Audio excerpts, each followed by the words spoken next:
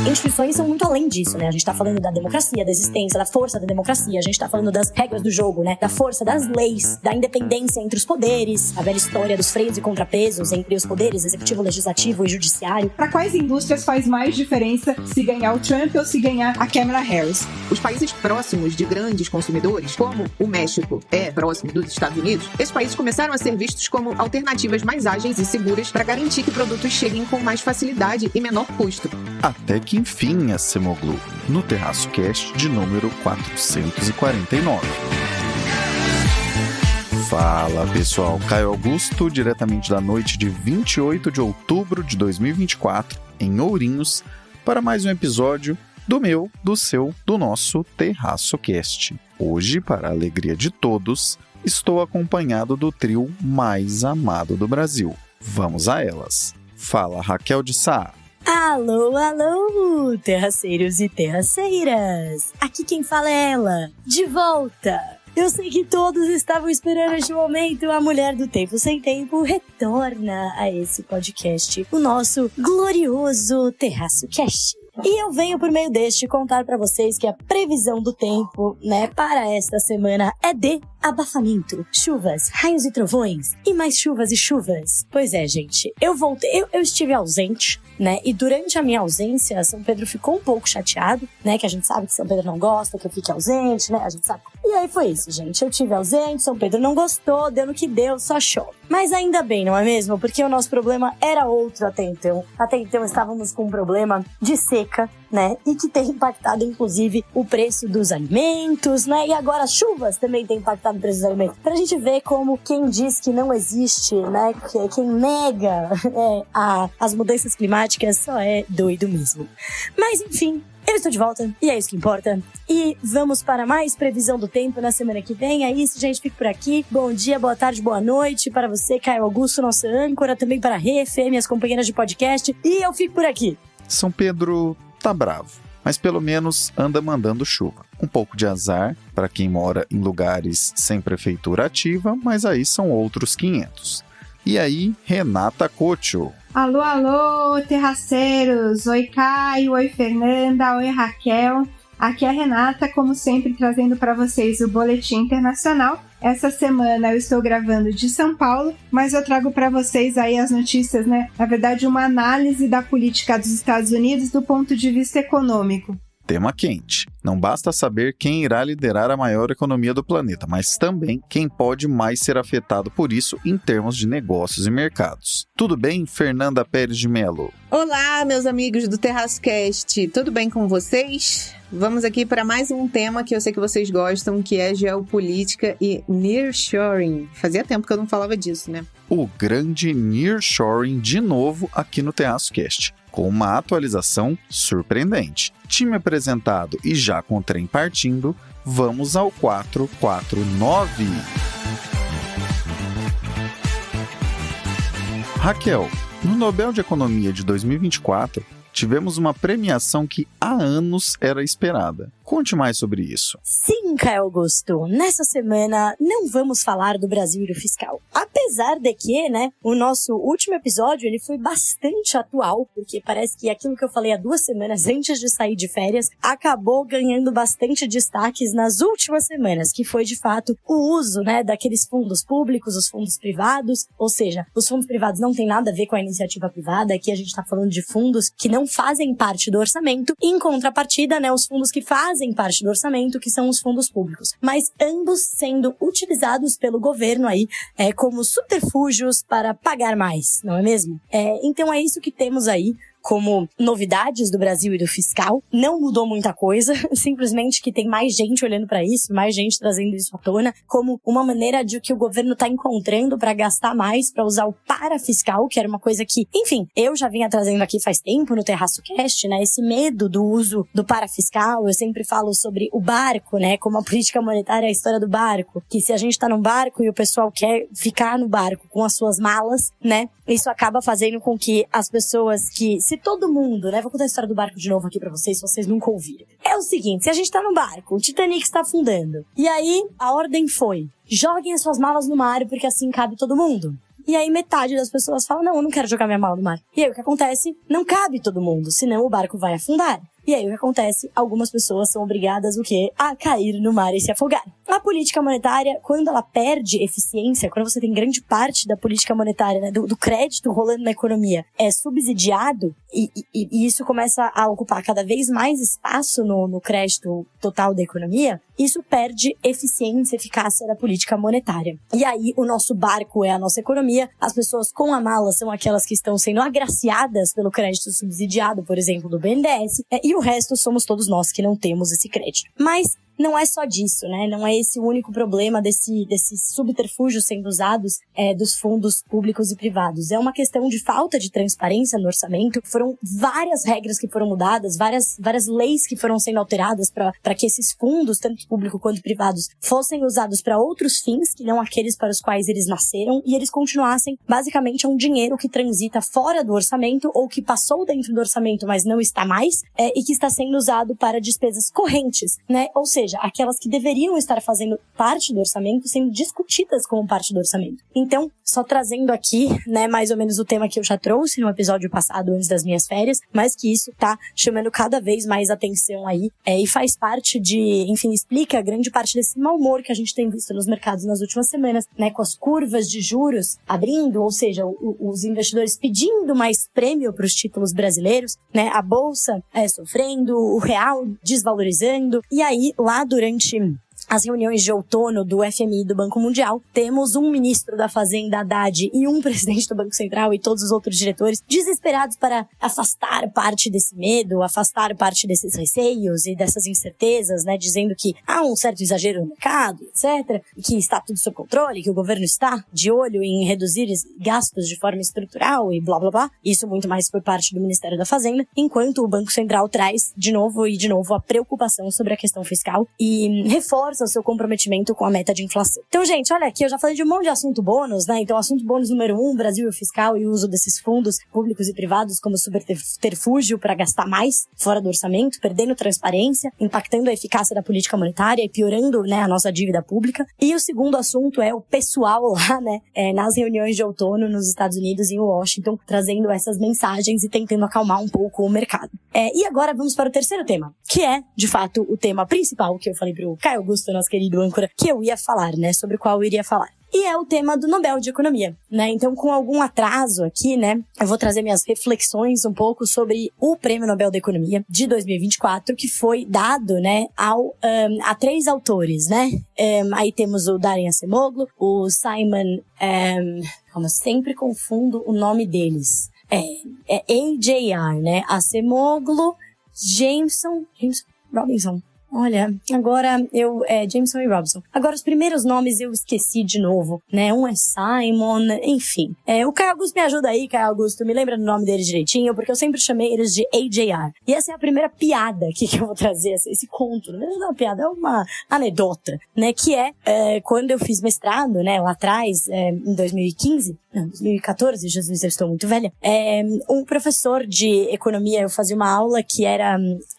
eu fiz economia política internacional e eu fiz algumas aulas optativas em história econômica. E porra, foi super acertado, porque foi lá que eu aprendi muito disso, né, dessa linha da economia que eu gosto muito, que é a economia do desenvolvimento. E lá eu tinha esse professor que falava toda hora do AJR, e eu falava, mano, quem é AJR? Até que eu descobri que eram 3 autores e não era um só, e eu sempre achava que era uma única pessoa que tinha, né, o nome com essa sigla esquisita. Mas enfim, esses 3 autores ganharam o Prêmio Nobel por seus estudos, né, como sempre aí o Nobel normalmente ele vai pra uma série de estudos, seus estudos sobre aí uma temática, mas com um estudo principal. Assim como foi no ano passado, né, foi pra Claudia Goldin e foi pra uma série de estudos, mas também com destaque para foi o mesmo caso aqui com os 3 autores. Eles estudaram, basicamente, por que eles tentaram responder a pergunta de por que algumas nações são mais pobres do que outras, né? O que explica o subdesenvolvimento de certos países do mundo. E aí, é muito interessante porque eles traçam, eles vêm de um histórico, né? Eles traçam traçam um histórico dizendo, olha,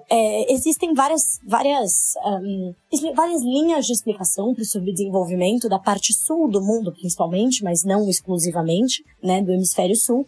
E a gente não concorda com essas linhas de explicação. E aí, algumas das minhas preferidas, né, e aí, na época eu também estudei isso nessa matéria, uma das minhas preferidas era o determinismo, né, então era assim, olha, um determinismo geográfico. Então era, bom, vejamos, esses países, eles são quentes, né, principalmente os países que são localizados próximos do trópico, e como eles são quentes, as pessoas têm preguiça de trabalhar, né? Elas ficam com muito moles e tudo mais. E aí, infelizmente, elas trabalham menos e por isso elas são pobres. Também tem outras linhas de explicação ali que tem um pouco a ver também com a geografia. Tem a tal da maldição das commodities, né? E aí todo mundo usa o exemplo, mas e a Noruega? A Noruega é um país que tem muita commodity, conseguiu fazer um bom uso disso, né? Do petróleo, do gás. Sempre tem uma exceção que você acaba... E os Estados Unidos, né? Que são o maior exportador de commodities do mundo e também a maior economia global. Então tem uma série de explicações que ficam pela metade do caminho, né? Que, claro, adicionam a explicação, enfim, são válidas, mas que não convencem muito. É claro que a deles também tem alguns pontos de crítica. Porém, foi um estudo bastante revolucionário. O que eles dizem, né? Eles estudam aquele campo que a gente chama de institucionalismo. O que é o institucionalismo? É uma corrente econômica que acredita na importância das instituições. E quem são essas instituições? Né? Lá no começo, a gente estava falando, quando o Douglas North escreveu sobre isso, ele estava falando muito sobre a garantia da propriedade privada. Então, basicamente, ele dizia assim, olha, sem a propriedade privada, você não consegue ter um desenvolvimento econômico. Porque sem essa garantia, né, como que você vai produzir se uma pessoa pode chegar amanhã e pegar a sua produção? Né? Como que você vai investir em alguma coisa se isso não pertence, você não tem nenhuma garantia que isto é seu, né, efetivamente apenas seu. Então, a garantia da propriedade privada é a primeira instituição sobre a qual se fala nessa linha de pensamento econômico, que é o institucionalismo. E aí, esses três autores, eles pegaram essa linha e eles foram muito além da simples parte da propriedade privada. E é claro que Douglas North também não fala só sobre a propriedade privada, essa é uma das, mas eles ampliam, né? O que eles falam? Eles falam assim, olha, gente, o negócio é o seguinte, o problema não é onde esses países estão, onde eles deixam de estar, não é porque eles têm commodity, não é porque as pessoas tinham preguiça de trabalhar porque estava calor, não é nada disso. A questão são as instituições. Existiram, né, na história econômica, 2 tipos de colonização que foram feitas por países europeus. Uma é a colonização, que é aquilo que a gente aprende na escola aqui no Brasil, né? A colônia de exploração e a colônia de... qualquer outro nome, assentamento, sei lá como é que chamava, que a gente aprendeu isso na aula de história, né? Que era a diferença do que tinha nos Estados Unidos pro que tinha no Brasil. E, de fato, eles fazer um estudo muito, né, aprofundado sobre basicamente isso. Porque eles dizem assim, olha, você tem 2 tipos de colonização. Teve a colonização que foram implementadas instituições sólidas, né? Que foram as colonizações onde os europeus, eles decidiram ficar. Os settlers, né, que eram esses colonizadores, eles foram para esses países para ficar. Eles não foram só explorar e ir embora. Eles ficaram, eles foram com as famílias, eles realmente quiseram ocupar aquele espaço. E porque eles estavam indo ocupar esse espaço, eles estabeleceram instituições sólidas. Garantia da propriedade privada, futuramente, né, uma forma política minimamente organizada, por mais que a gente estivesse falando, às vezes, de uma monarquia, mas a gente está falando, por exemplo, nos Estados Unidos foi, né, desenvolvida, assim, as bases, né, para após a declaração da independência, você teve ali o estabelecimento de uma democracia, você teve a garantia, aí eles, obviamente que isso, para hoje, quando você joga isso para hoje, instituições são muito além disso, né? A gente está falando da democracia, da existência, da força da democracia, a gente está falando das regras do jogo, né? Da força das leis, da independência entre os poderes, né? Os checks and balances, né? A velha história dos freios e contrapesos entre os poderes, executivo, legislativo e judiciário. Você está falando de liberdade de imprensa, você está falando de universidade, tudo isso são instituições hoje. Né? Tudo é sobre instituições, né? Quão fácil é mudar uma regra do jogo? Quão fácil é você mudar uma lei constitucional, por exemplo? Isso é sobre instituições. E aí, voltando lá para a colônia, nos países que esses colonizadores resolveram ficar, eles foram estabelecendo as mesmas instituições fortes e sólidas que eles tinham nos próprios países. Já em contrapartida, nas regiões que eles não quiseram ficar, que eles simplesmente quiseram explorar, pegar o que eles queriam, pegar ouro, pegar minério, pegar, enfim, pau-brasil, que eles pegavam aqui, pegar cana, pegar o que eles quiserem, ir embora. E eles não estavam, de fato, estabelecendo, mandando gente pra cá, realmente vindo pra ficar, né? Eles não estabeleceram essas instituições que não viam necessidade. Pra quê? A gente só vai lá, vai pegar umas paradas e a gente vai embora, né? E aí, essa foi a base, né? A base do subdesenvolvimento. Porque uma vez que essas instituições não foram estabelecidas, você teve uma base muito fraca e até hoje essas instituições são mais fracas relativo às outras instituições, né?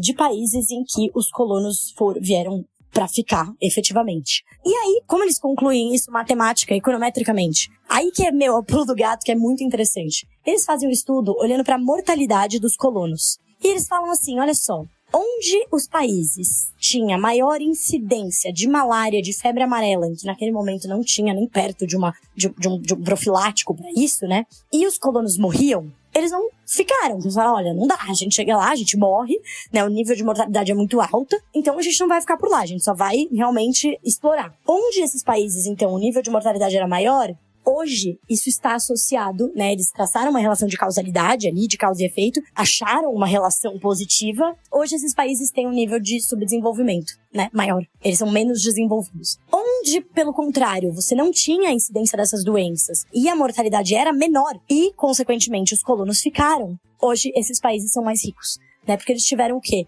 Essas instituições. Então, a explicação não é a febre amarela. A explicação não é que, eles ficaram doentes, então, putz, agora o país é pobre. Não. Era porque tinha incidência dessas doenças, que eles não tinham cura, eles não sabiam o que fazer. Portanto, eles acabaram não ficando nesses países, portanto, eles acabaram só explorando, eles acabaram não instituindo, implementando essas instituições sólidas. E acabaram meio que deixando, vai, dá um jeito aí, faz de qualquer jeito nas coxas. E aí isso formou uma base muito fraca, muito instável, muito jogada mesmo, né, do que foi a ser o capitalismo nesses países, a sociedade, a democracia, até hoje, muitas vezes fragilizada. Então essa é a explicação deles. É incrível, né? É muito legal ouvir eles falando, porque eles falam, a gente foi procurando, a gente queria falar de instituições, mas a gente não conseguia achar uma coisa sólida, né? Uma relação sólida. E eles foram olhar para os dados e mais dados até que eles acharam esse dado sobre mortalidade. É claro que você tem uma série de críticas a esse estudo, né? Beleza, então se é isso que explica, então quer dizer que se hoje os países que não são democracias, então eles não vão nunca prosperar. E como que você explica a China, por exemplo, né, que não é uma democracia? Como você explica o Vietnã, que está crescendo? Então, assim, segundo eles, na própria entrevista, eles falam, olha, esse enfraquecimento das instituições, da democracia, como a gente vê inclusive nos Estados Unidos, isso é uma bomba relógio para contaminar a economia e jogar o país no caminho oposto da prosperidade econômica. Então eles dizem que é uma questão de tempo até que isso vire, né, que isso cause um social unrest, que isso cause problemas e que isso, enfim, acabe erodindo ganhos econômicos, né, e que deixe a economia menos próspera. Por isso eles chamam a atenção muito, eles falam, olha, realmente esse momento que a gente está vivendo da história contemporânea, em que muitas instituições estão em perigo. O que significa instituições em perigo? Não é só sobre a democracia, é sobre, né, por exemplo, nos Estados Unidos, aqui mesmo no Brasil, se duvidar de um resultado eleitoral. Você vê no México uma tentativa de controle do legislativo, do STF lá deles, pelo executivo, né? São vários países que continuam sob regimes totalitários. Tudo isso é contra, né, a prosperidade econômica no longo prazo. Enfim, é muito interessante, eu convido todos vocês a lerem, né, esse paper deles, que é muito legal, é só dar um Google que vocês acham rapidamente. E eles têm um livro também, Why Nations Fail, né, porque as nações fracassam. Que também, enfim, que é mais detalhado sobre essa questão das instituições, né? Mas é incrível, e eu acho que assim, aí a pergunta que eu não quero calar no final é, legal, mas o que a gente faz com isso? Né? Como é que a gente sai desse nível de subdesenvolvimento? Aí, gente, é fortalecer as instituições, né? Parece muito abstrato, mas não é. Fortalecer a democracia, fortalecer os freios e contrapesos, fortalecer as regras do jogo. Então, o que eu falei lá no começo sobre a falta de transparência, esse uso da política parafiscal, ninguém entende direito o que está acontecendo, isso não é positivo. Isso são instituições fracas. Se você é um cidadão completamente informado, inteligente, enfim, que tem todas as capacidades físicas e mentais para entender o que acontece no orçamento público, e mesmo assim você não entende, isso não é bom. Isso não é porque você é burro, né? Isso é porque existe uma falta de transparência na gestão das contas públicas. E isso é uma fraqueza institucional. E isso, portanto, não é positivo para a prosperidade da economia. Segundo essa teoria, né, aí dos ganhadores do Nobel. Então, enfim, excelente. Sou muito fã, poderia ficar horas falando sobre isso.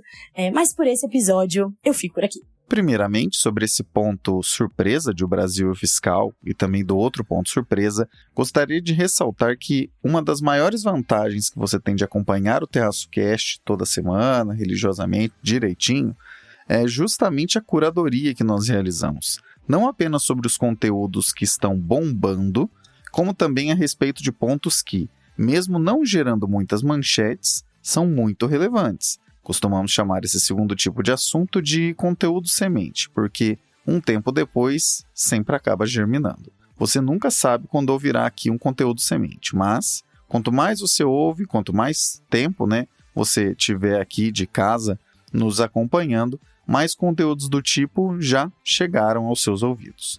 Agora, sobre o Nobel de Economia em 2024. Daron Acemoglu, Simon Johnson e James Robinson, os primeiros 2 do MIT e o terceiro da Universidade de Chicago, foram os 3 laureados com o Nobel de Economia em 2024, pelo trabalho entregue sobre como as instituições são formadas e como elas afetam a prosperidade dos países. Levando em conta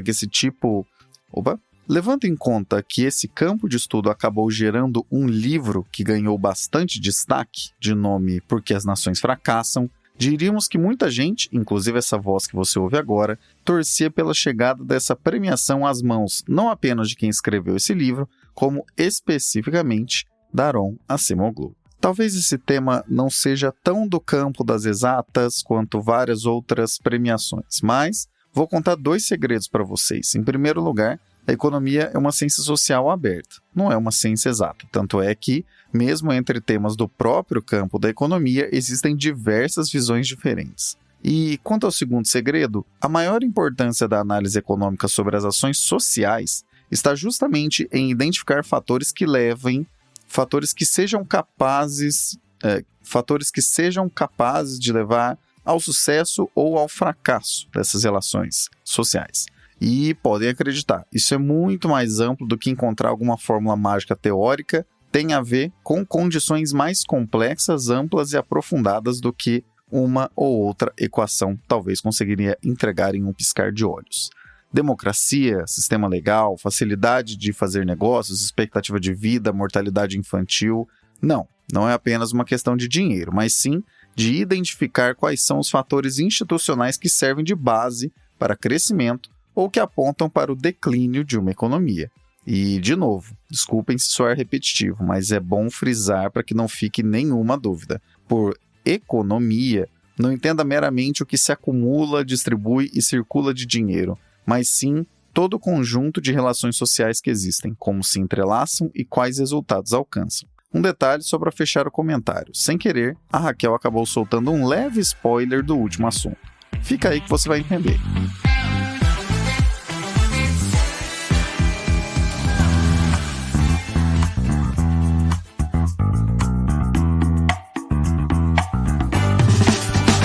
Confira na nossa Linktree todos os meios possíveis de acompanhar o Terraço Econômico. Nossas redes sociais, parcerias ativas, e-books e até mesmo como você pode cadastrar seu e-mail para receber nossa newsletter semanal, a Reflexionários. Por falar em e-books, mais adiante teremos atualização do e-book sobre todos os anos de laureados no Nobel de Economia, incluindo vencedores dos anos 2023 e 2024. Fique de olho. E então, para resumir a ópera, não deixe de visitar nossa Linktree. Esse link está na descrição desse episódio.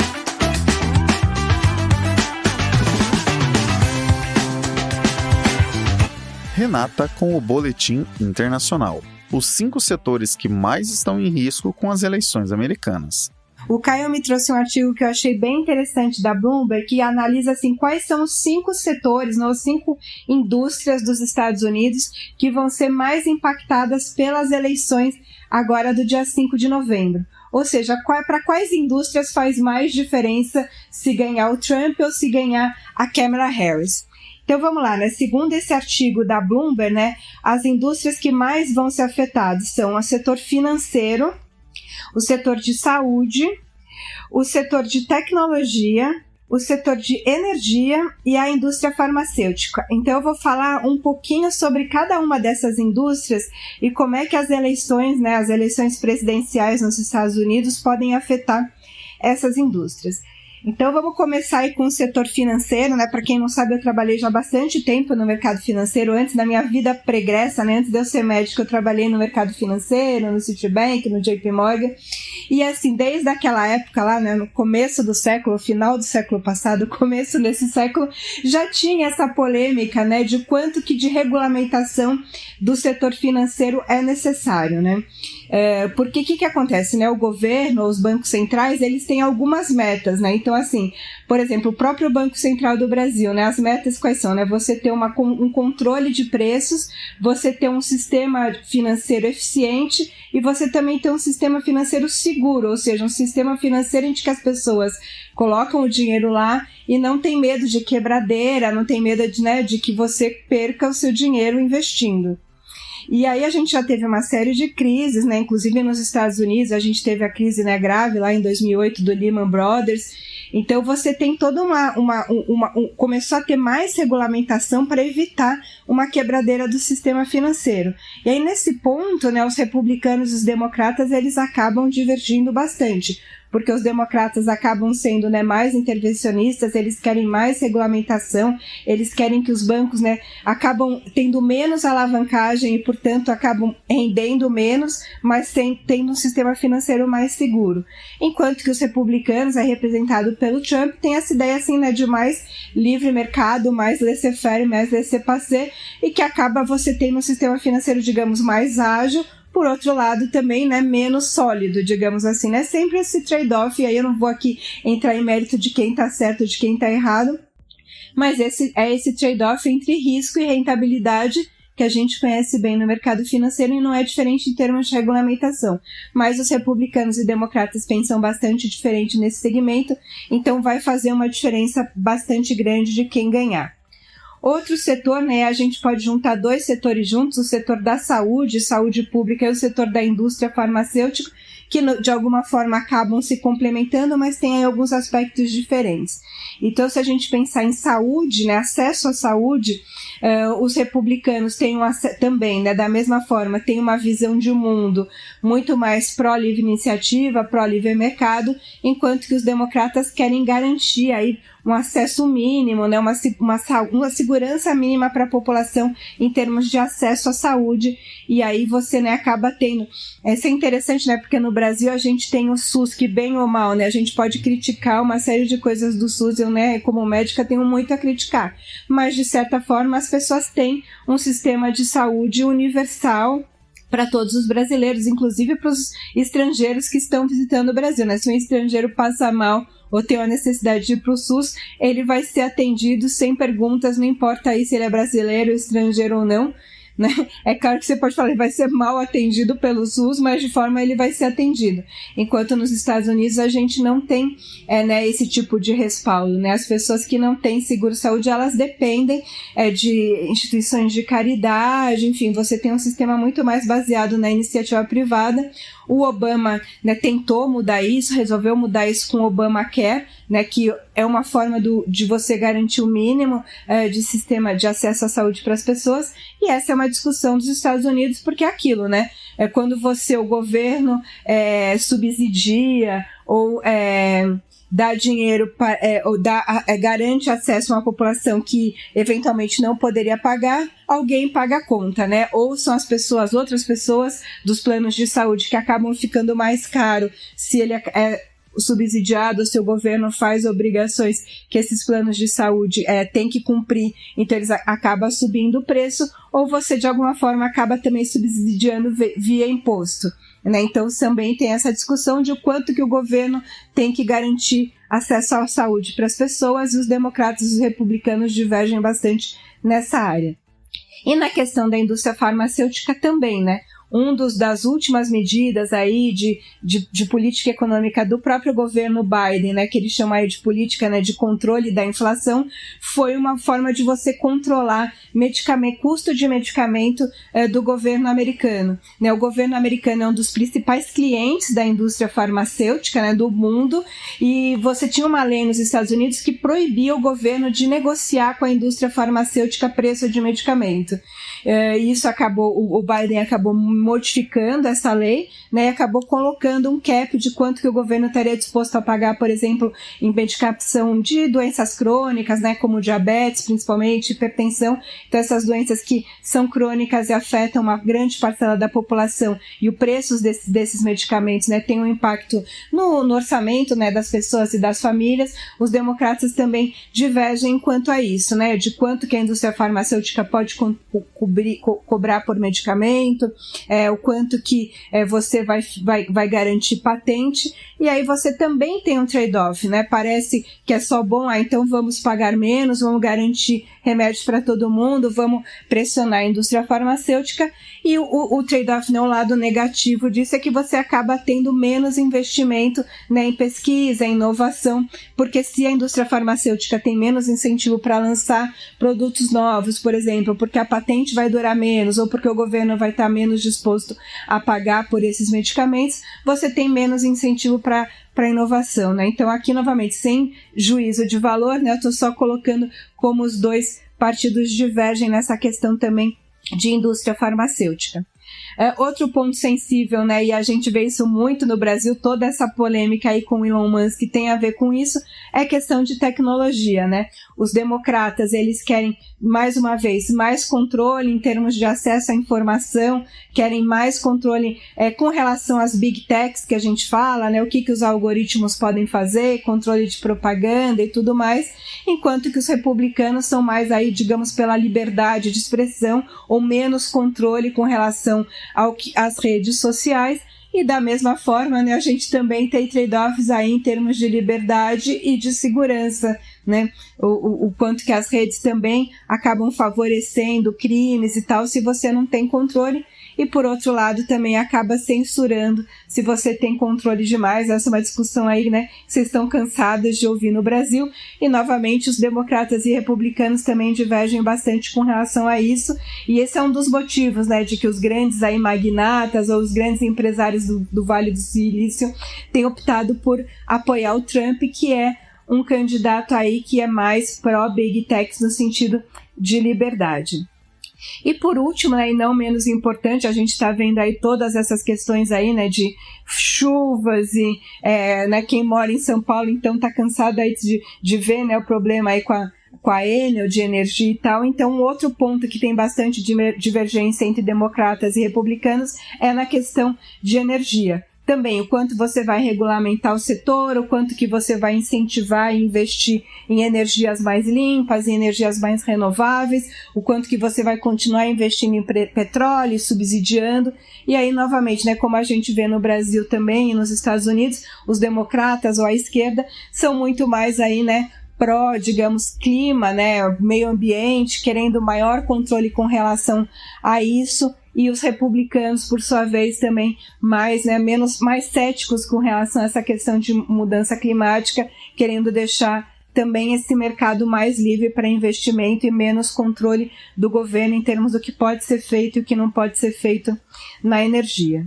Então, essas são assim, né? Eu achei bem interessante esse artigo da Bloomberg, né? As 5 indústrias que vão ter maior impacto, né? A gente tem, assim, nas eleições dos Estados Unidos, elas têm impacto não só nos Estados Unidos, mas no mundo inteiro, né? O que acontecer ali nas eleições vai ter um impacto direto na Ucrânia, no Oriente Médio e também nas principais indústrias, não só dos Estados Unidos, mas também acaba impactando o mundo inteiro. Então, a gente achou interessante trazer aí essa análise para vocês essa semana. Tá bom? Setor bancário, financeiro, setor de saúde, veículos elétricos, tecnologia, varejo e energia. Esses são os 5 pontos que mais podem ser afetados a depender de quem entrar em 2025 na Casa Branca para tocar um dos cargos mais poderosos do planeta. Para além de todos os pontos que a Renata levantou a respeito dos aspectos ligados a esses setores, Um ponto que temos comentado bastante aqui vale ser frisado agora. Qualquer que seja o vencedor, Trump ou Harris, a próxima pessoa a ocupar a presidência americana terá de lidar com um mundo que acelerou a marcha no isolacionismo e também com um país que contribui para essa movimentação, dado que acaba apertando o passo em políticas de taxação externa. Aparentemente, Trump tem planos mais agressivos que Harris sobre isso, mas não podemos nos esquecer que Kamala faz parte do governo Biden, que já promoveu o aumento de taxação para, aspas, proteger a indústria nacional, fecha aspas, lá no Tio Sam. Aquele negócio que vemos acontecer aqui no Brasil há uns 70 anos e que até hoje, se alguém ameaça tirar de cena, vira uma choradeira só em certos setores. Um mundo que ruma para menor produtividade e maior custo, seja pelo isolacionismo, seja pela transformação verde ou ainda para sustentar o caos do clima, este que fica cada vez mais intenso a cada ano que passa, esgotando até recursos de fundos que existem para cuidar disso, né? A Fernanda comentou sobre esse ponto em específico alguns episódios atrás.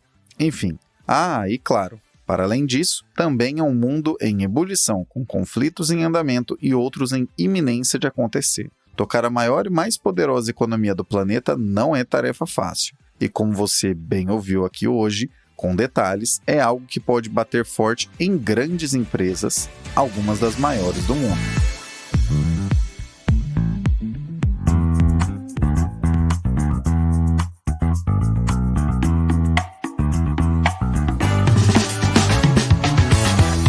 Gosta de como os conteúdos do Terraço Econômico traduzem e desmistificam as coisas? Saiba que não fazemos isso apenas com análise dos cenários, mas também para parceiros comerciais.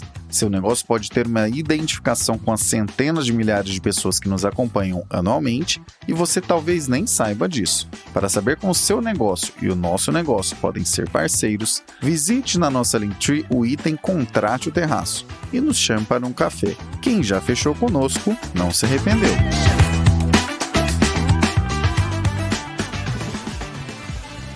Fernanda, nearshoring no México começou a recuar. Por que isso acontece? Antes de tudo, vamos dar 2 passos atrás para falar como surgiu a ideia de nearshoring, ou seja, trazer a produção para mais perto dos mercados consumidores.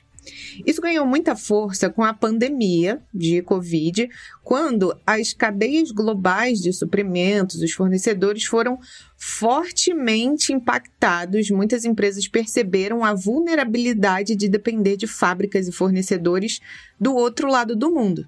Esse problema ficou ainda mais evidente com a escassez de produtos essenciais, desde os chips, que a gente fala aqui há vários episódios, até itens médicos. Isso gerou atrasos e aumentou os custos na hora de negociar os produtos, né? Bom, a pandemia não só expôs essas falhas, mas também aumentou o custo do transporte marítimo, aéreo. Isso levou muitos países e empresas a repensarem as suas estratégias de produção e logística. E aí, desde então, os países próximos de grandes consumidores, como o México é próximo dos Estados Unidos, esses países começaram a ser vistos como alternativas mais ágeis e seguras para garantir que produtos cheguem com mais facilidade e menor custo.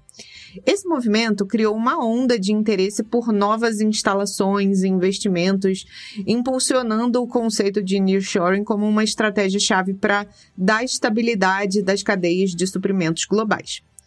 O cenário parece ideal para o México, especialmente, se tornar uma potência de produção e aproveitar esse boom do nearshoring. A ideia é que as empresas internacionais, principalmente dos Estados Unidos, se aproximem aproxime a produção do mercado consumidor, né? Porém, apesar do México ter superado a China como principal exportador para os Estados Unidos, o crescimento econômico do país não acompanhou esse entusiasmo. A promessa do nearshoring não foi concretizada e existem alguns obstáculos à frente.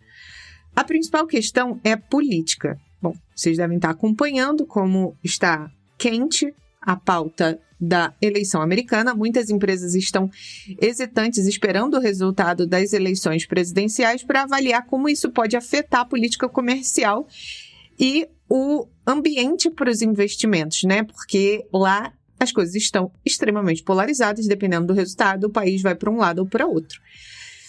O próximo presidente dos Estados Unidos pode impactar profundamente a dinâmica de parceria dos dois países.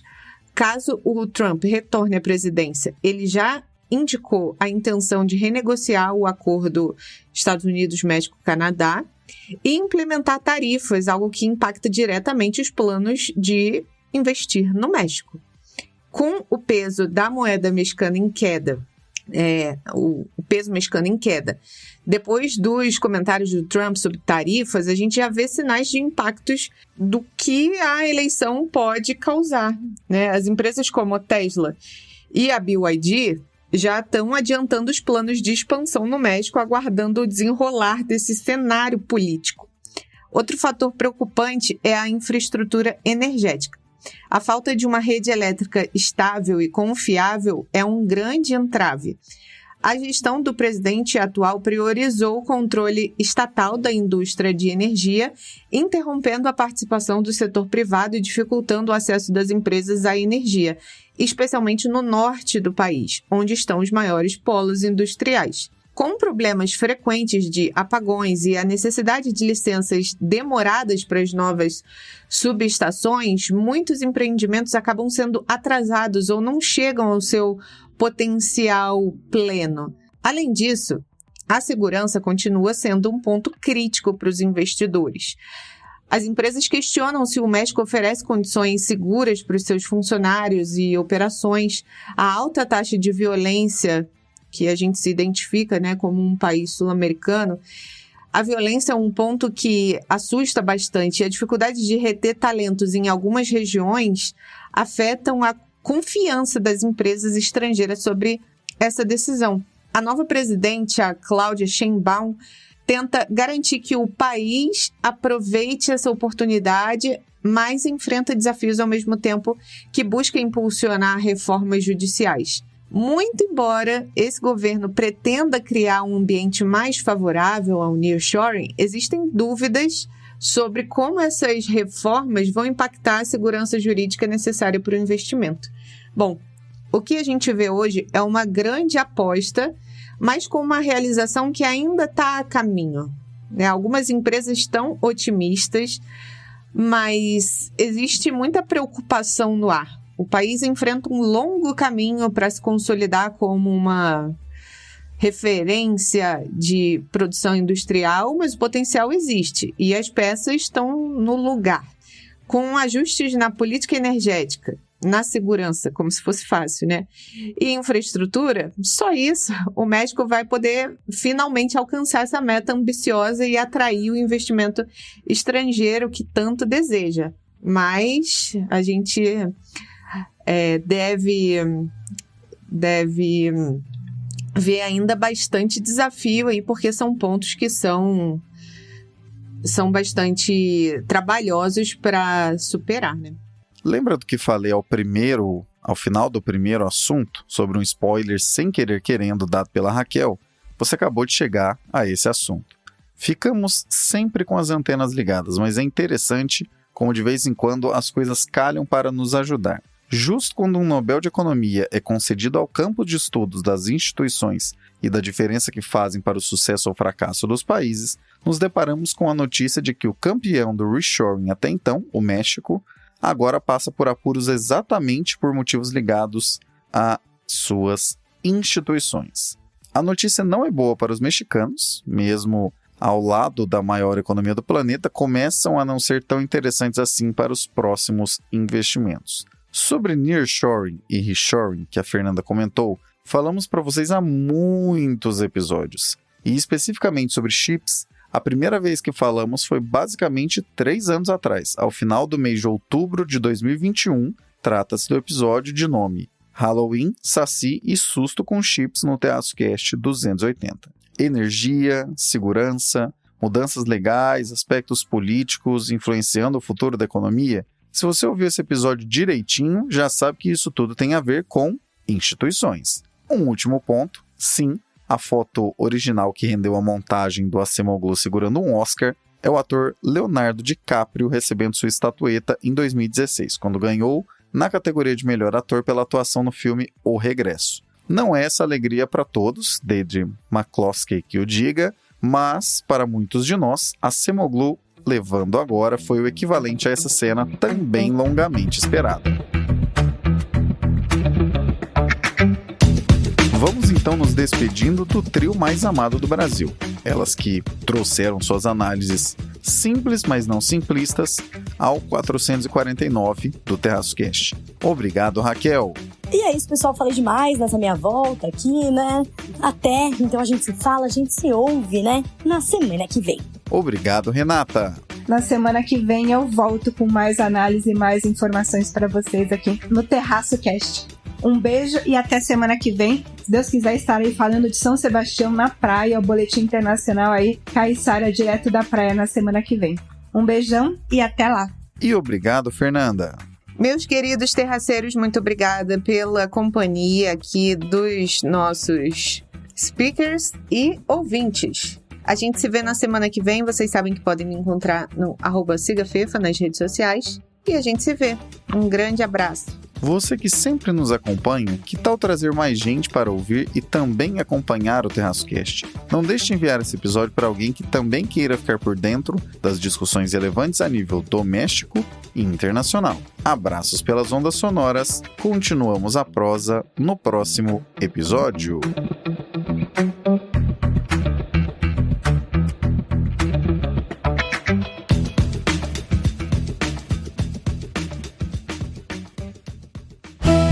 Este episódio foi editado por Atelas, soluções em áudio para podcasts.